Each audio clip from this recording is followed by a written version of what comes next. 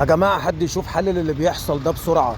هو اللي بيحصل ده سببه ايه بالظبط يا جماعة؟ هي الناس مالها جرالها ايه؟ واحدة ترمي نفسها من على الكوبري هي وعيالها في النيل؟ ازاي الكلام ده؟ وواحد يقلب نفسه بالتوك توك هو والزبون؟ كل ده عشان الأجرة يعني ولا ايه؟ والناس كلها بقت تاكل في بعض، مش فاهم انا ايه اللي بيحصل. والبنزينات بتسرق الناس، يقول له حط لي مثلا ب 400 جنيه حط له ب 300، وكل ده بيتصور، الناس بتصوره وبيطلع للناس وبتشوفه.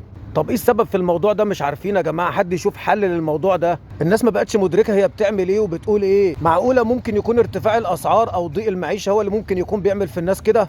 سلم يا رب سلم. ممكن السبب في ده ان الناس بقت طماعه زياده، ولا ممكن الناس عشان يعني ما فيش تقوى الله، ولا ممكن عشان الناس بعدت عن ربنا وما بتتقيش الله. ومحدش يقول الحكومه هي السبب والكلام ده. احنا ملناش دعوه بالحكومه دلوقتي. الحكومه ما من زمان، من مئات السنين وهي شغاله وبتعمل وبتخلي وبتسوي ومفيش حاجه بتحصل كله بيتكلم على الحكومه طول الوقت، الحكومه الحكومه، ومفيش حاجه بتحصل.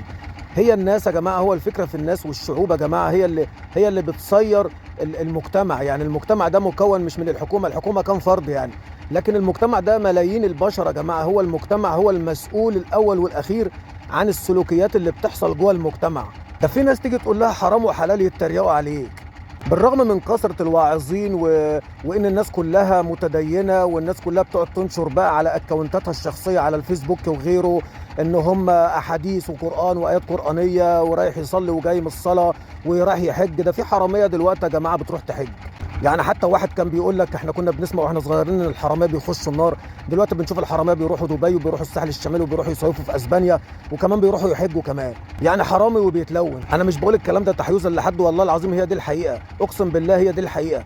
الناس بقى لها مئات السنين بتقول الحكومه الحكومه، عضو مجلس الشعب، عضو مجلس الشورى، بيقعدوا يمسكوا في المسؤولين ويمسكوا في ديل المسؤولين. هم المسؤولين يا جماعه مش هيعملوا لكم حاجه صدقوني، هم بيعملوا شغلهم الروتيني المطلوب منهم. لكن المجتمع فين بقى من الموضوع ده؟ برضه للحقيقه برضه ما في ناس كتير جدا، ما هي ثلاث ارباع المجتمع ما بيسمعش كلام الحكومه وبيمشوا ضد الكلام والقرارات بتاعه الحكومه.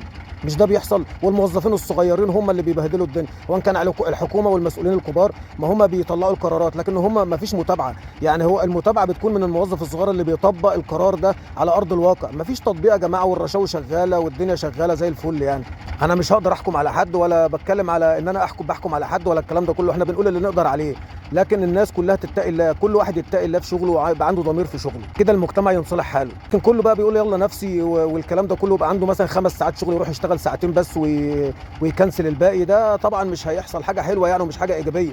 وبرضه لازم نتكلم ان في حاجات ايجابيه برضه في المجتمع يا جماعه، مش كل حاجه سلبيه. ما تبصوش للسلب بس، هو في سلب كتير بس في ايجابي كتير برضه. انا عارف ان في ناس كتير هتزعل مني عشان بقول الكلمتين دول، بس هي دي الحقيقه والله. وفي الاخر نقول يا رب سلم يا رب.